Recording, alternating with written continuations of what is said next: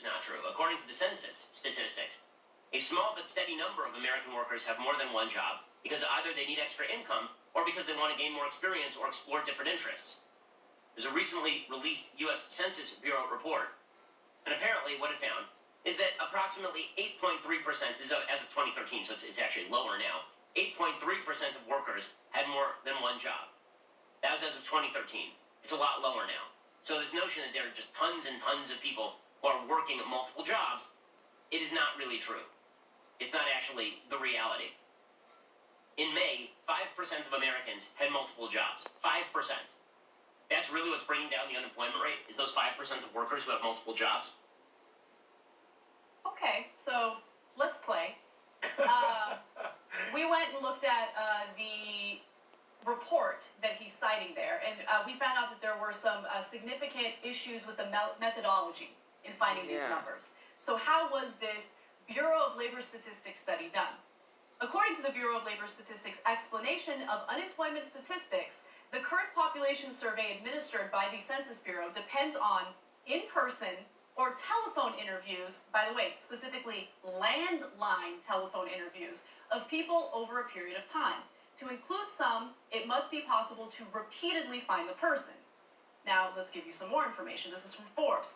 If people are working long hours at multiple jobs and spending time traveling between them and home, successfully scheduling an in-person interview is less likely. Poor people also move more frequently than those with higher incomes. So there's an issue of finding an accurate current address.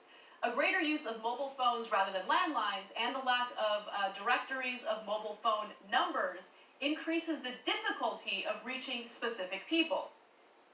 And then there's one other thing that should be noted. Not everyone who works two jobs gets paid, through payroll. So, for instance, some people moonlight and take money under the table without it being taxed. They wouldn't want the government to know, and so they're likely or they're unlikely to tell someone representing any federal branch that they work more than one job. Others might not disclose information out of general distrust of the government or concerns over privacy. This is similar to surveys about racial attitudes, sexual behavior, use of drugs or alcohol. You guys get the picture. So the methodology is not sound.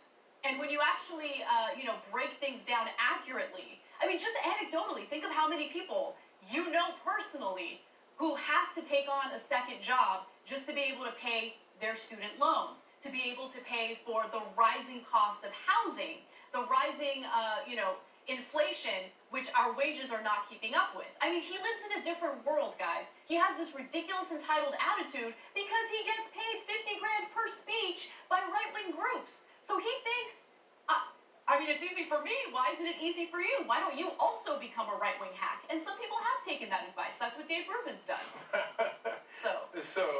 I don't understand. Why don't they just answer the survey? Wait in their mansion, wait for somebody to come by, give them $50,000, and then answer the surveys and just have one job. That's easy, isn't it? That's a you problem, not a me problem, because I already took the money from the billionaires. Okay. And I'm not done yet, by the way. Hold on. Let me throw a couple of things in here. Look, actually, the one thing that he's avoiding, it's the major issue is, and I can show you charts of American productivity, it is sky high. One of the things that's happening is that in the old days, only one person in the household had a job. Now, most of the households have two people that have to have a job, otherwise they can't survive. Let alone some of them having multiple jobs. So the number of jobs in a household has massively increased. He conveniently left that part out. And then, guys, you all know from your own lives, I love what he said. He said, no, most of the people that have two jobs are exploring different interests.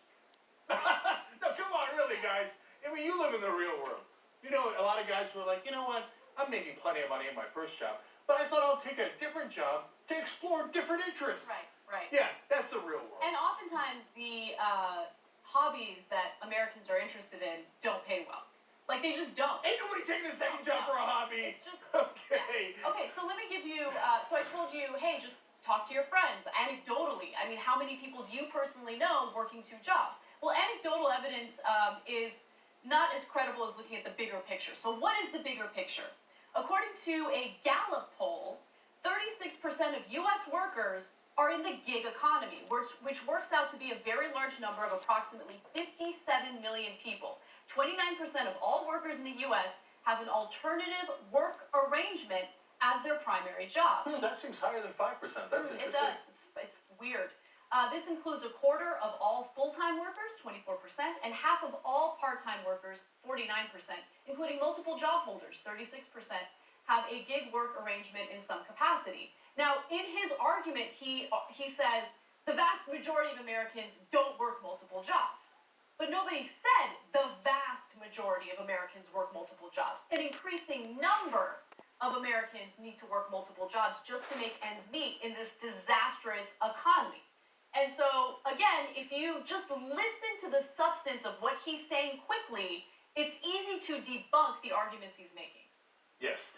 So look, guys, I love this, man. We've been doing this online now for since 2005, so that's 14 years. 17 years overall when you count radio. And when we said the Iraq War was a disaster back in 2002 and we shouldn't go in, people were like, oh, you guys are nuts. How'd that work out? So all those Bush and Cheney advocates, they're gone. They're buried, right? And then all of these new guys came along and they said, oh, no, we got this thing figured out. The intellectual dark web. Hilarious. Dave Rubin, he's just turning up the ideas to hot. Okay? Extra hot. The dial of ideas has been turned to hot, right? So hot that he needs to recover from it. Yeah, well, he's got a long recovery because it's been turned to cold. The jury's in on Dave Rubin. Even conservatives think he's a joke. Then Sam Harris. Oh, hey, you're taking me out of context until he did that trick 1,000 times, including to Noam Chomsky. And then it turns out he agrees with racists like Charles Murray. So, yeah, you've got your deplorables who'll still like you.